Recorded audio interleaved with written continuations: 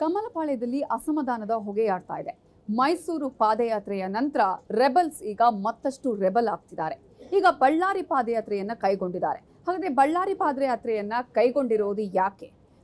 ಈ ಪಾದಯಾತ್ರೆಯ ಮೂಲಕ ಅಪ್ಪ ಮಕ್ಕಳಿಗೆ ಚಕ್ರವ್ಯೂಹವನ್ನ ರೆಡಿ ಮಾಡ್ತಾ ಇದ್ದಾರೆ. ಜೊತೆಗೆ ಬೆಳಗಾವಿಯಲ್ಲಿ ನಡೆದಂತಹ ಸೀಕ್ರೆಟ್ ಸಭೆಯ ಆ ಸೀಕ್ರೆಟ್ ಏನು ಅನ್ನೋದನ್ನ ಹೇಳ್ತೀವಿ ಈ ವಿಶೇಷ ವರದಿಯಲ್ಲಿ. ನಾವು ಹೋರಾಟ ಮಾಡಕತ್ತೀವಿ ಬಿಜೆಪಿಯವರು MLAಗಳು ಒಬ್ಬ ರಾಜ್ಯದ ಅಧ್ಯಕ್ಷನಾಗಿ ಯಾವ ರೀತಿ ನಡವಳಿಕೆ ಇರಬೇಕು,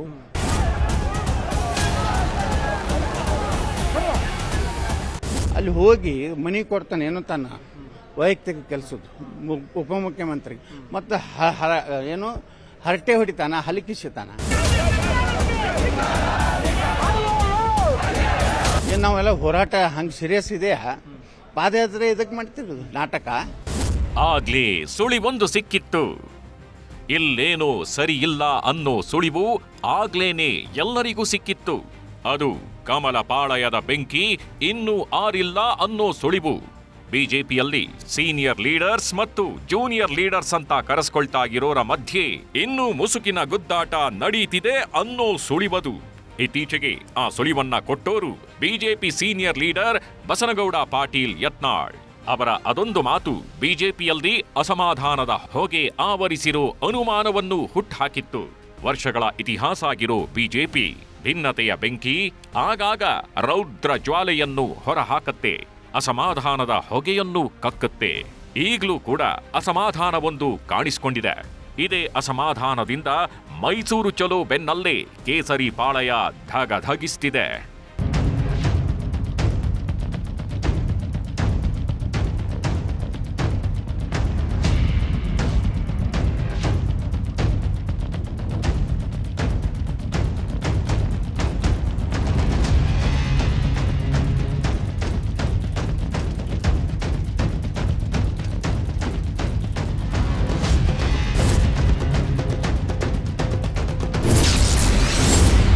ಮೈಸೂರು ಪಾದಯಾತ್ರೆ ಬೆನ್ನಲ್ಲೇ ಕೊತ ಕೊತ ಕುದೀತಿದೆ ಕಮಲಪಾಳ್ಯ. ಬಿಜೆಪಿಯಲ್ಲಿ ಹೊತ್ತಿಕೊಂಡ ಬೆಂಕಿ ಅಸಮಾಧಾನದ ಹೊಗೆ. ಬಳ್ಳಾರಿ ಪಾದಯಾತ್ರೆ ಹೆಸರಲ್ಲಿ ಅವರ ವಿರುದ್ಧ ಚಕ್ರವ್ಯೂಹ ಸಿದ್ಧ.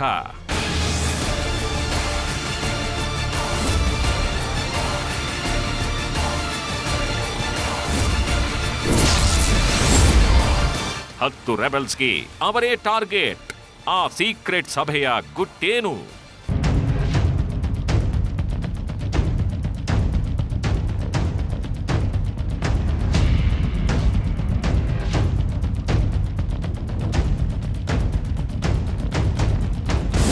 ಎಲ್ಲಿ ನೋಡಿದ್ರು ಜನವೋ ಜನ, ಎಲ್ಲಿ ನೋಡಿದ್ರು ಕೂಡ ಜನಸಾಗರ. ಅದು ಅತಿ ದೊಡ್ಡ ಪಾದಯಾತ್ರೆ. ರಾಜ್ಯದ ರಾಜಕೀಯದಲ್ಲಿ ದೊಡ್ಡ ಸಂಚಲನ ಸೃಷ್ಟಿಸಿದ ಪಾದಯಾತ್ರೆ ಇದು. ಆ 7 ದಿನ ಬೆಂಗಳೂರು ಮತ್ತು ಮೈಸೂರು ನಡುವೆ ದೊಡ್ಡ ಜನಪ್ರವಾಹವೊಂದು ಹಾದು ಹೋಗಿತ್ತು. ಬಿಜೆಪಿ ಮತ್ತು ಜೆಡಿಎಸ್ ನಾಯಕರು ಕೈ ಹಿಡ್ಕೊಂಡು ಶಕ್ತಿ ಪ್ರದರ್ಶನ ಮಾಡಿದ್ರು. ಪಾದಯಾತ್ರೆ ಮಾಡ್ತಾ ಮಾಡ್ತಾ ರಾಜ್ಯ ಸರ್ಕಾರದ ವಿರುದ್ಧ ಕೆಂಡದ ಮಳೆಯನ್ನ ಸುರಿಸಿದ್ರು. ರಾಜ್ಯ ಸರ್ಕಾರ ಭ್ರಷ್ಟ ಸರ್ಕಾರ ಅಂತ ಸ್ಲೋಗನ್ಗಳನ್ನು ಕೂಗ್ತಾ ರಾಜ್ಯ ಸರ್ಕಾರವನ್ನು ಟೀಕಿಸಿದ್ರು. ಮೂಡಾ ಸ್ಕ್ಯಾಮ್ನಲ್ಲಿ ಸಿಎಂ ಸಿದ್ದರಾಮಯ್ಯ ಭಾಗಿಯಾಗಿದ್ದಾರೆ ಅಂತ ದೂರಿದ್ರು. ಸಿದ್ದರಾಮಯ್ಯ ಭ್ರಷ್ಟಾಚಾರದಲ್ಲಿ ಪಾಲ್ಗೊಂಡಿರೋದ್ರಿಂದ ಅವರು ಸಿಎಂ ಸ್ಥಾನಕ್ಕೆ ರಾಜೀನಾಮೆ ನೀಡಬೇಕು ಅಂತ ಒತ್ತಾಯಿಸಿದ್ರು. ರಾಜ್ಯ ಸರ್ಕಾರದ ವಿರುದ್ಧ ಶಕ್ತಿ ಪ್ರದರ್ಶನ ಮಾಡೋದು ಮಾತ್ರ ಅಲ್ಲ, ದೋಸ್ತಿ ಪಕ್ಷಗಳು ಒಗ್ಗಟ್ಟಾಗಿದ್ದೇವೆ ಅನ್ನೋ ಸಂದೇಶವನ್ನು ಕೊಟ್ಟರು.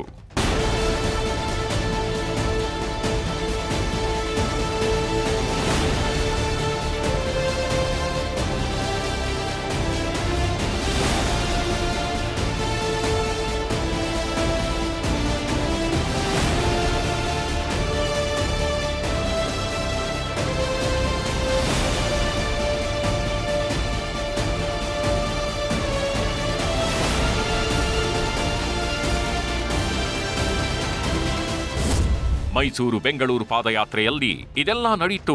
ಬಿಜೆಪಿ ಮತ್ತು ಜೆಡಿಎಸ್ ಶಕ್ತಿ ಕೂಡ ಸ್ವಲ್ಪ ಜಾಸ್ತಿ ಆಯಿತು. ಹಳೆ ಮೈಸೂರು ಭಾಗದಲ್ಲಿ ತಳಮಟ್ಟದ ಸಂಘಟನೆ ಮಾಡಬೇಕು ಅಂತ ಅಂದುಕೊಂಡಿದ್ದ ಎರಡೂ ಪಕ್ಷಗಳು ತಮ್ಮ ತಮ್ಮ ಆಸೆಯನ್ನ ಈಡೇರಿಸಿಕೊಂಡವು. ರಾಜ್ಯ ಸರ್ಕಾರದ ವಿರುದ್ಧ ತಾವೆಲ್ಲ ಒಗ್ಗಟ್ಟಾಗಿರೋದಾಗಿ ಜೆಡಿಎಸ್ ಮತ್ತು ಬಿಜೆಪಿ ಹೇಳಿಕೊಂಡವು. ಇದರಲ್ಲಿ ಗಮನಿಸಬೇಕಾದ ವಿಚಾರ ಅಂದ್ರೆ ಬಿಜೆಪಿ ಬೆಳವಣಿಗೆ. ಪಾದಯಾತ್ರೆ ಹೊರಟ ಭಾಗದಲ್ಲಿ ಜೆಡಿಎಸ್ ತುಂಬಾನೇ ಪವರ್ಫುಲ್. ಆದ್ರೆ ಪಾದಯಾತ್ರೆ ವೇಳೆಯಲ್ಲಿ ಅಲ್ಲಿನ ಜನರು ಬಿಜೆಪಿ ಪರ ಒಲವು ತೋರ್ತಾ ಇದ್ದಾರೆ ಅಂತ ಕೇಳಿ ಬಿಜೆಪಿ ನಾಯಕರು ಹಿರಿ ಹಿಗ್ಗಿದ್ರು. ಬಿಜೆಪಿ ತುಂಬಾ ಸ್ಟ್ರಾಂಗ್ ಆಯ್ತು ಅಂತ ಮನಸ್ಸಲ್ಲೇ ಖುಷಿ ಪಟ್ರು. ಆದ್ರೆ ಅಲ್ಲಿ ಆಗಿದ್ದೇ ಬೇರೆ. ಒಂದು ಕಡೆ ಕೆಲವು ಬಿಜೆಪಿ ನಾಯಕರು ಖುಷಿ ಪಟ್ರೆ, ಇನ್ನು ಕೆಲವು ಬಿಜೆಪಿ ನಾಯಕರಲ್ಲಿ ಅಸಮಾಧಾನದ ಬೆಂಕಿ ಸ್ಫೋಟಗೊಂಡಿತ್ತು. ಎಸ್, ಒಂದು ಕಡೆ ಮೂಡ ಪಾದಯಾತ್ರೆ ನಡೀತಾ ಇದ್ರೆ ಮತ್ತೊಂದು ಕಡೆ ಕಮಲ ಪಾಳಯ ಹೊತ್ತಿ ಉರಿತಾಗಿತ್ತು. ಬಿಜೆಪಿಯ ಕೆಲವು ನಾಯಕರು ರಾಜ್ಯ ಸರ್ಕಾರದ ವಿರುದ್ಧ ಸಿಡಿತಾ ಇದ್ರೆ, ಇನ್ನೂ ಕೆಲವು ಬಿಜೆಪಿ ನಾಯಕರು ತಮ್ಮದೇ ಪಕ್ಷದ ನಾಯಕರ ವಿರುದ್ಧ ಕೆಂಡದ ಮಳೆಯನ್ನು ಸುರಿಸ್ತಾಗಿದ್ರು. ನಮ್ಮ ಪಕ್ಷದಲ್ಲಿ ಏನೂ ಸರಿಯಿಲ್ಲ, ಯಾರೋ ಒಬ್ಬರು ಎಲ್ಲವನ್ನೂ ಕಂಟ್ರೋಲ್ ಮಾಡ್ತಾಗಿದ್ದಾರೆ, ಅವರಿಗೆ ಸೀರಿಯಸ್ನೆಸ್ಸೇ ಇಲ್ಲ ಅಂತ ಕಿಡಿಕಾರ್ತಾ ಕೆಲವರು ಬೆಂಕಿಯನ್ನು ಹೊತ್ತಿಸಿದ್ರು. ವಿಧಾನಮಂಡಲ ಅಧಿವೇಶನದಲ್ಲಿ ಶುರುವಾದ ಬಿಜೆಪಿಯ ಅಸಮಾಧಾನ ಮೈಸೂರು ಚಲೋ ಪಾದಯಾತ್ರೆಯಲ್ಲೂ ಮಾರ್ಧನಿಸಿತ್ತು. ವಿಧಾನಮಂಡಲ ಅಧಿವೇಶನದ ಟೈಮಲ್ಲೇ ಬಿಜೆಪಿಯ ಮೈಸೂರು ಪಾದಯಾತ್ರೆಯನ್ನು ಖಂಡಾತುಂಡವಾಗಿ ಖಂಡಿಸಿದ್ದ ಬಿಜೆಪಿಯ ಸೀನಿಯರ್ ಲೀಡರ್ ಬಸನಗೌಡ ಪಾಟೀಲ್ ಯತ್ನಾಳ್ ಸಿಕ್ಕಲ್ಲಿ ಬಿಜೆಪಿ ಪಾದಯಾತ್ರೆಗೆ ಠಕ್ಕರ್ ಕೊಟ್ರು. ಬಿಎಸ್ವೈ ಫ್ಯಾಮಿಲಿ ವಿರುದ್ಧ ಹರಿಹಾಯ್ದ್ರು. ಇವ್ರದ್ದು ಕೈ ಇದೆ ಅನ್ನೋದು ಅವರೇ ಹೇಳ್ಯಾರ. ಯಾರು? ಸಿದ್ದರಾಮಯ್ಯ ಹೇಳ್ಯಾರ. ನಮ್ಮ ಬಿಜೆಪಿ ಎಲ್ಲರೂ ಇದ್ರೊಳಕ ಏನು ಅಧ್ಯಕ್ಷರಲ್ಲ, ಮೂಡ ಅಧ್ಯಕ್ಷ ರಾಜೀವ್ ಅಂತ ಹೇಳಿ ಇವರೆಲ್ಲ ಇದ್ದಾರೆ. ರಾಜೀವ್ ಯಾರ ಶಿಷ್ಯ? ಯಡಿಯೂರಪ್ಪನವ್ರ ಶಿಷ್ಯ. ಬಹಿರಂಗ ಮಾಡ್ರಿ, ಯಡಿಯೂರಪ್ಪನವ್ರದ್ದು ಬಣ್ಣ ಬಯಲಾಗಲಿ. ನಾವು ಹೋರಾಟ ಮಾಡಕತ್ತೀವಿ ಬಿಜೆಪಿಯವರು, MLAಗಳು. ಒಬ್ಬ ರಾಜ್ಯದ ಅಧ್ಯಕ್ಷನಾಗಿ ಯಾವ ರೀತಿ ನಡವಳಿಕೆ ಇರಬೇಕು, ಅಲ್ಲಿ ಹೋಗಿ ಮನಿ ಕೊಡ್ತಾನೆ ಏನೋ ತನ್ನ ವೈಯಕ್ತಿಕ ಕೆಲಸದ್ದು ಉಪಮುಖ್ಯಮಂತ್ರಿ, ಮತ್ತು ಏನು ಹರಟೆ ಹೊಡಿತಾನ, ಹಲಿಕಿಸ್ತಾನ. ಏನು ನಾವೆಲ್ಲ ಹೋರಾಟ ಹಂಗೆ ಸೀರಿಯಸ್ ಇದೆಯಾ? ಪಾದಯಾತ್ರೆ ಇದಕ್ಕೆ ಮಾಡ್ತಿರೋದು ನಾಟಕ. ಮೈಸೂರು ಪಾದಯಾತ್ರೆಯಲ್ಲಿ ಭಾಗಿಯಾಗಿರ್ಲಿಲ್ಲ ರೆಬೆಲ್ಸ್. ಮೂಡ ಪಾದಯಾತ್ರೆ ಒಂದು ಬಣದ ಪಾದಯಾತ್ರೆ ಹೀಗಂತ ಹೇಳ್ತಿತ್ತು ಬಿಜೆಪಿಯ ಮತ್ತೊಂದು ಬಣ, ಅದು ಬಿಜೆಪಿಯ ರೆಬೆಲ್ಸ್ ಬಣ. ಮೈಸೂರು ಪಾದಯಾತ್ರೆ ಯಾವುದೋ ಸ್ವಹಿತಾಸಕ್ತಿಯನ್ನು ಈಡೇರಿಸಿಕೊಳ್ಳೋಕೆ ನಡೆಸಿದ ಪಾದಯಾತ್ರೆ ಅಂತ ರೆಬೆಲ್ಸ್ ಆರೋಪಿಸಿದ್ರು. ಬಿಜೆಪಿಯನ್ನು ಬಿಎಸ್ವೈ ಮತ್ತು ಬಿಎಸ್ವೈ ಪುತ್ರ ವಿಜಯೇಂದ್ರ ಹಿಡಿತದಲ್ಲಿ ಇಟ್ಕೊಂಡಿದ್ದಾರೆ ಅಂತ ಕೂಡ ಆರೋಪಿಸಲಾಯಿತು. ಮೂಡ ಪಾದಯಾತ್ರೆ ಹಿಂದಿನ ಮಾಸ್ಟರ್ ಮೈಂಡ್ ವಿಜಯೇಂದ್ರ ಆಗಿರೋ ಕಾರಣದಿಂದ ಆ ಪಾದಯಾತ್ರೆಯಲ್ಲಿ ಪಾಲ್ಗೊಳ್ಳಲ್ಲ ಅಂತ ರೆಬೆಲ್ಸ್ ಹೇಳ್ಕೊಂಡ್ರು.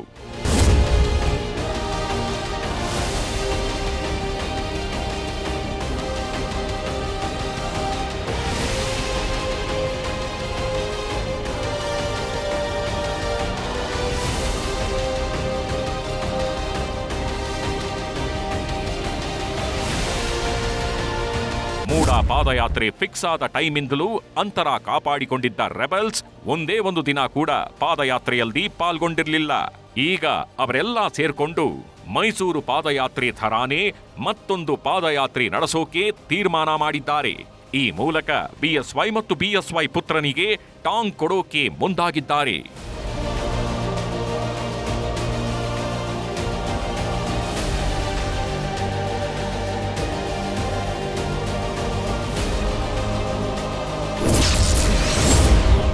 ಬಳ್ಳಾರಿ ಚಲೋಗೆ ರೆಬೆಲ್ಸ್ ತೀರ್ಮಾನ. ವಾಲ್ಮೀಕಿ ಸ್ಕ್ಯಾಮ್ ವಿರುದ್ಧ ಬಳ್ಳಾರಿ ಪಾದಯಾತ್ರೆಗೆ ನಿರ್ಧಾರ. ಎಸ್, ಮೈಸೂರು ಚಲೋ ಬೆನ್ನಲ್ಲೇ ಕೊತ ಕುದೀತಾ ಇದ್ದ ರೆಬೆಲ್ಸ್ ಹೊಸ ದಾಳ ಉರುಳಿಸಿದ್ದಾರೆ. ಆ ಹೊಸ ದಾಳಾನೇ ಬಳ್ಳಾರಿ ಪಾದಯಾತ್ರೆ. ಅಂದ ಹಾಗೆ ಈ ಪಾದಯಾತ್ರೆ ಮಾಡ್ತಿರೋದು ವಾಲ್ಮೀಕಿ ಮಂಡಳಿಯಲ್ಲಿ ನಡೆದ ಸ್ಕ್ಯಾಮ್ ವಿರುದ್ಧ. ಹೌದು, ಮೈಸೂರು ಚಲೋ ಪಾದಯಾತ್ರೆಯಲ್ಲಿ ಮೂಡ ಸ್ಕ್ಯಾಮ್ ವಿರುದ್ಧ ಧ್ವನಿ ಎತ್ತಲಾಯಿತು. ಮೂಡ ಸ್ಕ್ಯಾಮ್ ಅನ್ನೇ ಅಲ್ಲಿ ಫೋಕಸ್ ಮಾಡಲಾಯಿತು. ಆದ್ರೆ ರಾಜ್ಯ ಸರ್ಕಾರದ ಮತ್ತೊಂದು ಸ್ಕ್ಯಾಮ್ ಆಗಿರೋ ವಾಲ್ಮೀಕಿ ನಿಗಮದ ಸ್ಕ್ಯಾಮ್ ವಿರುದ್ಧ ಯಾರೂ ಮಾತಾಡ್ಲೇ ಇಲ್ಲ. ಮೈಸೂರು ಚಲೋದ ಅಜೆಂಡಾದಲ್ಲಿ ವಾಲ್ಮೀಕಿ ಸ್ಕ್ಯಾಮ್ ವಿರುದ್ಧ ಹೋರಾಟ ಮಾಡಬೇಕು ಅಂತ ತೀರ್ಮಾನ ಮಾಡಲಾಗಿತ್ತು. ಆದರೆ ಆ ಬಗ್ಗೆ ಪಾದಯಾತ್ರೆಯಲ್ಲಿ ಯಾರೂ ದನಿ ಎತ್ತಲೇ ಇಲ್ಲ.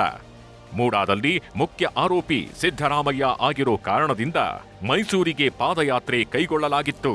ವಾಲ್ಮೀಕಿ ನಿಗಮ ಸ್ಕ್ಯಾಮ್ನಲ್ಲಿ ಪ್ರಮುಖ ಆರೋಪಿ ನಾಗೇಂದ್ರ ಬಳ್ಳಾರಿಯವರು ಆಗಿರೋ ಕಾರಣದಿಂದ ಅವರ ಜಿಲ್ಲೆಯ ಕಡೆಗೆ ಪಾದಯಾತ್ರೆಗೆ ಪ್ಲಾನ್ ಮಾಡಲಾಗಿದೆ.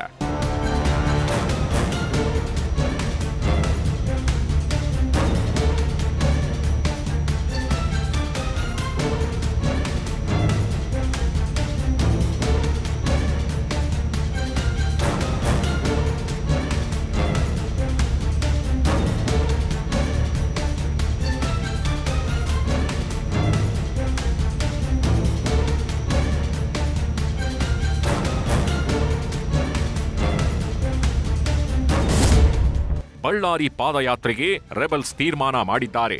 ಈ ತೀರ್ಮಾನ ಮಾಡಿರೋದು ಸೀಕ್ರೆಟ್ ಆಗಿ ನಡೆದಿರೋ ಸಭೆಯೊಂದರಲ್ಲಿ. ಹೌದು, ಬೆಳಗಾವಿಯ ಕಿಣಯೆ ಅನ್ನೋ ಸ್ಥಳದಲ್ಲಿರೋ ರೆಸಾರ್ಟ್ನಲ್ಲಿ ಭಾನುವಾರ ರಹಸ್ಯವಾಗಿ ಸಭೆಯನ್ನ ನಡೆಸಿದ್ದಾರೆ ರೆಬಲ್ಸ್.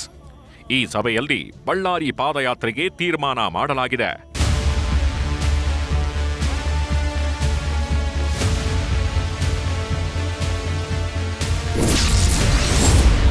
ಬೆಳಗಾವಿಯಲ್ಲಿ ರಹಸ್ಯ ಸಭೆ ನಡೆಸಲಾಗಿದ್ದು, ಆ ಸಭೆಯಲ್ಲಿ 10ಕ್ಕೂ ಹೆಚ್ಚು ನಾಯಕರು ಪಾಲ್ಗೊಂಡಿದ್ದರು. ಸೆಪ್ಟೆಂಬರ್ 17ರಿಂದ ಪಾದಯಾತ್ರೆ ನಡೆಯೋ ಸಾಧ್ಯತೆಯಿದೆ. ಕೂಡಲಸಂಗಮದಿಂದ ಬಳ್ಳಾರಿವರೆಗೆ ಪಾದಯಾತ್ರೆ ನಡೆಸಲಾಗುತ್ತೆ.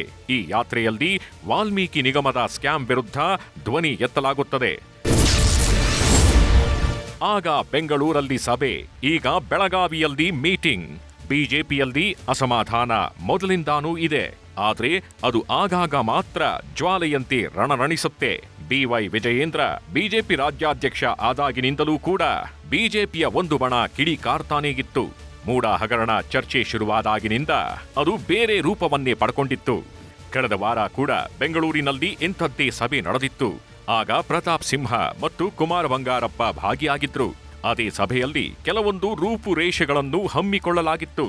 ಈಗ ಬೆಳಗಾವಿಯಲ್ಲಿ ಸಭೆ ಮಾಡೋದ್ರ ಮೂಲಕ ಆ ರೂಪುರೇಷೆಗಳನ್ನ ಜಾರಿಗೊಳಿಸೋ ಪ್ರಯತ್ನ ಮಾಡಲಾಗಿದೆ. ಈಗಿನ ಸಭೆಯಲ್ಲಿ 10ಕ್ಕೂ ಹೆಚ್ಚು ಮಂದಿ ಪಾಲ್ಗೊಂಡಿದ್ದಾರೆ. ಅದರಲ್ಲಿ ಪ್ರಮುಖರು ಹೀಗಿದ್ದಾರೆ. ರಹಸ್ಯ ಸಭೆಯಲ್ಲಿ ಮಾಜಿ ಸಚಿವ ರಮೇಶ್ ಜಾರಕಿಹೊಳಿ, ಶಾಸಕ ಬಸನಗೌಡ ಪಾಟೀಲ್ ಯತ್ನಾಳ್, ಮಾಜಿ ಶಾಸಕ ಅರವಿಂದ ಲಿಂಬಾವಳಿ, ಮಾಜಿ ಸಂಸದರಾದ ಪ್ರತಾಪ್ ಸಿಂಹ, ಅಣ್ಣಾ ಸಾಹೇಬ್ ಜೊಲ್ಲೆ, ಜಿಎಂ ಸಿದ್ದೇಶ್ವರ್, ಮಾಜಿ ಶಾಸಕ ಕುಮಾರ್ ಬಂಗಾರಪ್ಪ ಹಾಗೂ ಬಿಎಸ್ವೈನ ಮಾಜಿ ಆಪ್ತ ಎನ್ಆರ್ ಸಂತೋಷ್ ಪಾಲ್ಗೊಂಡಿದ್ದರು. ಬೆಳಗಾವಿಯಲ್ಲಿ ನಡೆದ ಸೀಕ್ರೆಟ್ ಸಭೆ ರಮೇಶ್ ಜಾರಕಿಹೊಳಿ ಮತ್ತು ಬಸನಗೌಡ ಪಾಟೀಲ್ ಯತ್ನಾಳ್ ಅವರ ನೇತೃತ್ವದಲ್ಲಿ ನಡೆಯಿತು. ವಾಲ್ಮೀಕಿ ಸ್ಕ್ಯಾಮ್ನ ವಿರುದ್ಧದ ಬಳ್ಳಾರಿ ಪಾದಯಾತ್ರೆಯನ್ನು ಹೇಗೆ ನಡೆಸಬೇಕು ಅನ್ನೋದರ ಬಗ್ಗೆ ಚರ್ಚೆ ನಡೆಸಲಾಯಿತು. ಇದರ ಜೊತೆಗೆ ಪಕ್ಷ ಸಂಘಟನೆ ಮಾಡೋದು ಹೇಗೆ ಅನ್ನೋದರ ಬಗ್ಗೆ ಕೂಡ ರೆಬಲ್ಸ್ ನಾಯಕರು ಮಾತುಕತೆ ನಡೆಸಿದ್ದಾರಂತೆ. ಈ ಬಗ್ಗೆ ಮಾತಾಡಿರೋ ಮಾಜಿ ಶಾಸಕ ಅರವಿಂದ ಲಿಂಬಾವಳಿ, ಬಳ್ಳಾರಿ ಪಾದಯಾತ್ರೆ ಹೇಗಿರುತ್ತೆ, ಬಳ್ಳಾರಿ ಪಾದಯಾತ್ರೆ ನಡೆಸ್ತಾಗಿರೋದೇಕೆ ಅನ್ನೋದರ ಬಗ್ಗೆ ಸ್ಪಷ್ಟನೆ ನೀಡಿದ್ದಾರೆ. ಮುಖ್ಯವಾಗಿ ವಾಲ್ಮೀಕಿ ನಿಗಮದ ಹಣದ ದುರುಪಯೋಗದ ಬಗ್ಗೆ ಮತ್ತು SCP TSP ಮೀಸಲಿಟ್ಟ ಹಣವನ್ನು ತಮ್ಮ ಗ್ಯಾರಂಟಿಗಳಿಗೆ ಬಳಸಿರೋದ್ರ ಬಗ್ಗೆ ಒಂದು ಸುದೀರ್ಘ ಹೋರಾಟ ಕೈಗೆತ್ತಿಕೊಳ್ಬೇಕನ್ನುವಂಥದ್ದು ಕೂಡ ಈ ಸಭೆಯಲ್ಲಿ ಚರ್ಚೆ ಮಾಡ್ತಾ ಇದ್ದೇವೆ. ಈ ಎಲ್ಲ ಸಂಗತಿಗಳನ್ನು ಹೈಕಮಾಂಡ್ಗೆ, ರಾಷ್ಟ್ರೀಯ ನಾಯಕತ್ವಕ್ಕೆ ತಿಳಿಸಬೇಕು ಮತ್ತು ಬರೋ ದಿನಗಳಲ್ಲಿ ಮೂಡ ಹಗರಣದ ಪಾದಯಾತ್ರೆ ರೀತಿಯೇ ಇನ್ನೂ ಹೆಚ್ಚು ಪ್ರಭಾವಿಯಾಗಿ ಕೂಡಲಸಂಗಮದಿಂದ ಬಳ್ಳಾರಿವರೆಗೆ ಪಾದಯಾತ್ರೆ ಬಗ್ಗೆನೂ ಚರ್ಚೆ ಮಾಡ್ತಾ ಇದ್ದೀವಿ. ಅಂತಿಮ ಸಲಹೆಗಳನ್ನು ಇನ್ನು ಸಂಜೆ ಅಷ್ಟೊತ್ತಿಗೆ ಸಿದ್ಧ ಆಗಬಹುದು. ಬಿಎಸ್ವೈ ಮತ್ತು ಪುತ್ರನ ವಿರುದ್ಧ ಆರೋಪಗಳ ಸುರಿಮಳೆ. ವಾಲ್ಮೀಕಿ ಸ್ಕ್ಯಾಮ್ನ ಮತ್ತು SC/ST ಹಣವನ್ನು ಗ್ಯಾರಂಟಿಗಳಿಗೆ ಬಳಸಿರೋದೇ ಬಳ್ಳಾರಿ ಯಾತ್ರೆಯ ಮೇನ್ ಅಜೆಂಡಾ. ಇದರ ಜೊತೆಗೆ ಕೆಲವೊಂದು ಆರೋಪಗಳನ್ನು ಅವರು ಮಾಡಿದ್ದಾರೆ. ಪಕ್ಷದ ಸಂಘಟನೆ ಮಾಡೋದೇ ತಮ್ಮ ಗುರಿ ಅಂತ ಹೇಳಿಕೊಂಡಿರೋ ರೆಬಲ್ಸ್ ನಮ್ಮ ಹೋರಾಟ ಪಕ್ಷದ ವಿರುದ್ಧ ಅಲ್ಲ ಅಂತ ಪುನರುಚ್ಚಾರ ಮಾಡಿದ್ದಾರೆ. ಹೋಕ್ಸೋ ಕೇಸ್ ಆರೋಪ ಹೊತ್ತಿರೋ ಬಿಎಸ್ವೈ ಅವರನ್ನು ಮೈಸೂರು ಚಲೋ ಪಾದಯಾತ್ರೆಯ ವೇದಿಕೆಯಲ್ಲಿ ಕುಳಿಸಿದ್ದು ತಪ್ಪು ಅಂತಾನೂ ಅವರು ಆಕ್ರೋಶ ವ್ಯಕ್ತಪಡಿಸಿದ್ದಾರೆ. ವಿಜಯೇಂದ್ರಗೆ ಬಿಎಸ್ವೈ ಪುತ್ರ ಅನ್ನೋದನ್ನು ಹೊರತುಪಡಿಸಿದ್ರೆ ಬೇರೆ ಯಾವುದೇ ಅರ್ಹತೆ ಇಲ್ಲ ಅಂತ ಕಿಡಿಕಾರಿದ್ದಾರೆ. ಇದೆಲ್ಲದರ ಜೊತೆಗೆ ಮೈಸೂರು ಪಾದಯಾತ್ರೆಯಲ್ಲಿ ಮೂಡಾ ಸ್ಕ್ಯಾಮ್ ಹೊರತುಪಡಿಸಿ ಮತ್ಯಾವುದೇ ಸ್ಕ್ಯಾಮ್ ಬಗ್ಗೆ ಮಾತಾಡಿಲ್ಲ ಅನ್ನೋ ಆರೋಪವನ್ನು ಹೊರಿಸಿದ್ದಾರೆ. ಇದೆಲ್ಲ ಕಾರಣದಿಂದ ಬಳ್ಳಾರಿ ಪಾದಯಾತ್ರೆಗೆ ಪ್ಲಾನ್ ಮಾಡಲಾಗಿದೆ. ರೆಬಲ್ ನಾಯಕರು ಪಾದಯಾತ್ರೆಗೆ ಸಜ್ಜಾಗಿದ್ದಾರೆ. ವಾಲ್ಮೀಕಿ ನಿಗಮದ ಸ್ಕ್ಯಾಮ್ ಅನ್ನು ಇಟ್ಕೊಂಡು ರಾಜ್ಯ ಸರ್ಕಾರಕ್ಕೆ ಚಾಟಿ ಬೀಸೋದಕ್ಕೆ ಮುಂದಾಗಿದ್ದಾರೆ. ವಾಲ್ಮೀಕಿ ಸ್ಕ್ಯಾಮ್ ಮಾಡಿದೋರ ವಿರುದ್ಧ ಕಠಿಣ ಕ್ರಮಕ್ಕೆ ಆಗ್ರಹಿಸಲಿದ್ದಾರೆ. ಇದೆಲ್ಲಕ್ಕಿಂತ ಮುಖ್ಯವಾಗಿ ಬಿಎಸ್ವೈ ಮತ್ತು ಬಿಎಸ್ವೈ ಪುತ್ರನ ವಿರುದ್ಧ ಚಕ್ರವ್ಯೂಹವೊಂದನ್ನ ರೆಬಲ್ಸ್ ನಾಯಕರು ರಚಿಸಲಿದ್ದಾರೆ. ಪಾದಯಾತ್ರೆ ನಡೆಸ್ತಾ ಪರ್ಯಾಯ ನಾಯಕತ್ವಕ್ಕೆ ಮುನ್ನುಡಿ ಬರೆಯಲಿದ್ದಾರೆ. ಒಂದು ವೇಳೆ ಬಳ್ಳಾರಿ ಪಾದಯಾತ್ರೆ ನಡೆದು ಯಶಸ್ವಿಯಾದ್ರೆ ಬಿಎಸ್ವೈ ಮತ್ತು ಬಿಎಸ್ವೈ ಪುತ್ರ ವಿಜಯೇಂದ್ರಗೆ ಭವಿಷ್ಯದಲ್ಲಿ ಸಂಕಷ್ಟ ಶುರುವಾಗಲಿದೆ ಅನ್ನೋದ್ರಲ್ಲಿ ಯಾವುದೇ ಡೌಟ್ ಇಲ್ಲ.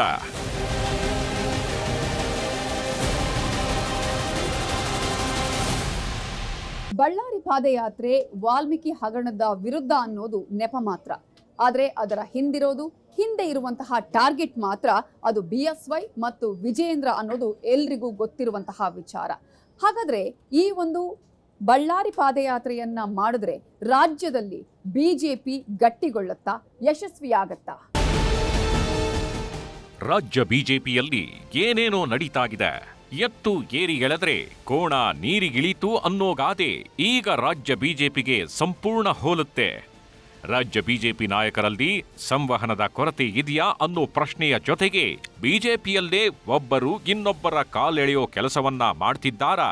ಹೊಂದಾಣಿಕೆ ರಾಜಕೀಯದಿಂದ ಬಿಜೆಪಿಯಲ್ಲಿ ಭಿನ್ನಮತ ಹೆಚ್ಚಾಗುತ್ತಿದೆಯಾ ಅನ್ನೋ ಪ್ರಶ್ನೆಗಳು ಸ್ಥಳೀಯ ಮಟ್ಟದ ನಾಯಕರು ಮತ್ತು ಕಾರ್ಯಕರ್ತರ ವಲಯದಲ್ಲಿ ಕೇಳಿಬರ್ತಿದೆ.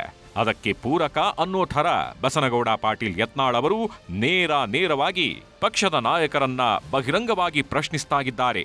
ಮಾಜಿ ಸಚಿವ ಅರವಿಂದ ಲಿಂಬಾವಳಿ ಕೂಡ ನಾಯಕರುಗಳ ನಡುವೆ ಸಾಮರಸ್ಯದ ಕೊರತೆ ಕಾಡ್ತಿದೆ, ವಿಪಕ್ಷವಾಗಿ ಬಿಜೆಪಿ ವಿಫಲವಾಗಿದೆ ಅಂತ ಸುದೀರ್ಘ ಟ್ವೀಟ್ ಮೂಲಕ ಆಕ್ರೋಶ ವ್ಯಕ್ತಪಡಿಸಿದ್ದಾರೆ. ಇದರ ಜೊತೆಗೆ ರಮೇಶ್ ಜಾರಕಿಹೊಳಿ ಕೂಡ ರಾಜ್ಯ ಬಿಜೆಪಿ ನಾಯಕತ್ವದ ವಿರುದ್ಧ ವ್ಯಂಗ್ಯವಾಡ್ತಾಗಿದ್ದಾರೆ. BSY ಫ್ಯಾಮಿಲಿ ವಿರುದ್ಧ ಕಿಡಿಕಾರ್ತಿದ್ದಾರೆ ರೆಬೆಲ್ಸ್. BSY BYV ವಿರುದ್ಧ ದೂರು ನೀಡಲು ರೆಬೆಲ್ಸ್ ನಿರ್ಧಾರ. ಬಳ್ಳಾರಿ ಪಾದಯಾತ್ರೆ ನಡೀತಾಗಿರೋದು BSY ಮತ್ತು ವಿಜಯೇಂದ್ರ ವಿರುದ್ಧ ಅನ್ನೋದು ಎಲ್ಲರಿಗೂ ಗೊತ್ತು. ಅವರ ವಿರುದ್ಧ ಚಕ್ರವ್ಯೂಹ ರಚಿಸೋದಕ್ಕೆ ಅಂತಾನೆ ಬೆಳಗಾವಿಯಲ್ಲಿ ಸೀಕ್ರೆಟ್ ಮೀಟಿಂಗ್ ನಡೆಸಿದ್ದಾರೆ ರೆಬೆಲ್ ನಾಯಕರು. ಈ ಸೀಕ್ರೆಟ್ ಮೀಟಿಂಗ್ನಲ್ಲಿ BSY ಮತ್ತು ವಿಜಯೇಂದ್ರ ವಿರುದ್ಧ ಮತ್ತೊಂದು ತೀರ್ಮಾನ ತೆಗೆದುಕೊಳ್ಳಲಾಗಿದೆ. ಅವರ ವಿರುದ್ಧ ಹೈಕಮಾಂಡ್ಗೆ ದೂರು ನೀಡೋಕೆ ಸೀಕ್ರೆಟ್ ಮೀಟಿಂಗ್ನಲ್ಲಿ ನಿರ್ಧಾರ ಮಾಡಲಾಗಿದೆ. ಬಿಜೆಪಿ ಪಕ್ಷದಲ್ಲಿ ಹಿರಿಯರಿಗೆ ಬೆಲೆ ಸಿಗ್ತಾಗಿಲ್ಲ. ಪಕ್ಷದಲ್ಲಿ ಹಿರಿಯರೊಂದಿಗೆ ಯಾವುದೇ ಚರ್ಚೆ ಮಾಡದೆ ಏಕಪಕ್ಷೀಯ ನಿರ್ಧಾರಗಳನ್ನ ತೆಗೆದುಕೊಳ್ಳಲಾಗ್ತಿದೆ ಅಂತ ದೂರು ನೀಡೋದಕ್ಕೆ ಕಮಲಪಾಳಯದ ಬಂಡಾಯ ನಾಯಕರು ಸಜ್ಜಾಗಿದ್ದಾರೆ. ಆದ್ರೆ ಯಾವಾಗ ದೂರು ನೀಡಲಾಗುತ್ತೆ ಅನ್ನೋದು ಕನ್ಫರ್ಮ್ ಆಗಿಲ್ಲ. ಬಳ್ಳಾರಿ ಚಲೋಗೆ ಅವಕಾಶ ನೀಡುತ್ತಾ ಬಿಜೆಪಿ ಹೈಕಮಾಂಡ್.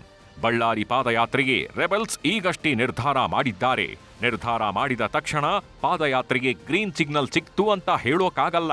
ಹೌದು, ಅವರು ಬಳ್ಳಾರಿ ಪಾದಯಾತ್ರೆ ನಡೆಸಬೇಕಾದ್ರೆ ಬಿಜೆಪಿ ಹೈಕಮಾಂಡ್ನ ಅನುಮತಿ ಪಡೀಲೇಬೇಕು. ಅದು ಅಷ್ಟು ಸುಲಭ ಅಲ್ಲ.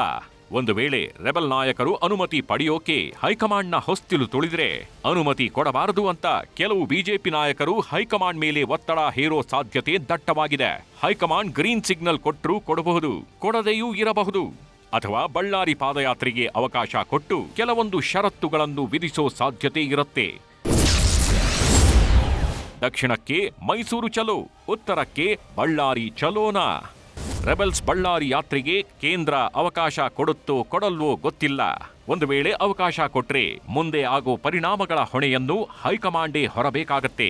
ಇಲ್ಲಿ ಕೆಲವೊಂದು ಪ್ಲಸ್ ಪಾಯಿಂಟ್ಗಳು ಇದ್ದಾವೆ. ಈಗ ಸದ್ಯಕ್ಕೆ ದಕ್ಷಿಣದಲ್ಲಿ ಮೈಸೂರು ಚಲೋ ಮೂಲಕ ರಾಜ್ಯ ಸರ್ಕಾರದ ವಿರುದ್ಧ ಸ್ವಲ್ಪ ಮಟ್ಟದ ಜನಾಭಿಪ್ರಾಯ ರೂಪಿಸೋದ್ರಲ್ಲಿ ಬಿಜೆಪಿ ಯಶಸ್ವಿಯಾಗಿದೆ. ಒಂದು ವೇಳೆ ಬಳ್ಳಾರಿ ಪಾದಯಾತ್ರೆಗೂ ಕೂಡ ಅವಕಾಶ ಕೊಟ್ರೆ ಉತ್ತರ ಕರ್ನಾಟಕದಲ್ಲಿ ಹಾಗೂ ಕಲ್ಯಾಣ ಕರ್ನಾಟಕದಲ್ಲಿ ಒಂದಷ್ಟು ಮಂದಿ ಬಿಜೆಪಿ ಕಡೆಗೆ ವಾಲುವ ಸಾಧ್ಯತೆ ಇದೆ. ಇದನ್ನು ಗಮನಿಸಿ ಹೈಕಮಾಂಡ್ ಬಳ್ಳಾರಿ ಯಾತ್ರೆಗೆ ಅವಕಾಶ ಕೊಟ್ಟರೂ ಕೊಡಬಹುದು ಅಂತ ಹೇಳಲಾಗ್ತಾಗಿದೆ. ಬಳ್ಳಾರಿ ಪಾದಯಾತ್ರೆಯಲ್ಲಿ ಇರುತ್ತಾ ದೋಸ್ತಿ ಪಕ್ಷ JDS. ಈಗ ಸದ್ಯಕ್ಕೆ ಬಳ್ಳಾರಿ ಪಾದಯಾತ್ರೆ ಬಗ್ಗೆ ಚಿಂತನೆ ನಡೆಸ್ತಾ ಇರೋದು ಬಿಜೆಪಿ ರೆಬೆಲ್ಸ್ಗಳು ಮಾತ್ರ. ಮತ್ಯಾರೂ ಇದರಲ್ಲಿ ಕಾಣಿಸಿಕೊಳ್ತಾ ಇಲ್ಲ. ದೋಸ್ತಿ ಪಕ್ಷ ಕೂಡ ಈ ಪಾದಯಾತ್ರೆಯಲ್ಲಿ ಪಾಲ್ಗೊಳ್ಳುತ್ತಾ ಅನ್ನೋದು ಕನ್ಫರ್ಮ್ ಆಗಿಲ್ಲ. ಬಿಜೆಪಿ ರೆಬೆಲ್ ನಾಯಕರು JDSಗೆ ಆಹ್ವಾನ ಕೊಡ್ತಾರೋ ಇಲ್ವೋ ಅನ್ನೋದು ಕೂಡ ಗೊತ್ತಿಲ್ಲ. ಇನ್ನು ಬಿಜೆಪಿಯಲ್ಲೇ ಯಾವ್ಯಾವ ನಾಯಕರು ಪಾಲ್ಗೊಳ್ಳಬಹುದು ಅನ್ನೋದು ಕೂಡ ಕುತೂಹಲಕಾರಿಯಾಗಿದೆ. ಈಗ ಸದ್ಯಕ್ಕೆ ಬಳ್ಳಾರಿ ಪಾದಯಾತ್ರೆ ಬಗ್ಗೆ ಇನ್ನೂ ಯಾವ ಬಿಜೆಪಿ ನಾಯಕರು ಚಕಾರ ಎತ್ತುತ್ತಿಲ್ಲ. ಬಳ್ಳಾರಿ ಪಾದಯಾತ್ರೆ ಬಗ್ಗೆ ಬಿಜೆಪಿಯ ರಾಜ್ಯ ನಾಯಕರು ಯಾವ ಥರ ರಿಯಾಕ್ಷನ್ ಕೊಡ್ತಾರೆ ಅನ್ನೋದು ಕುತೂಹಲ ಮೂಡಿಸ್ತಿದೆ.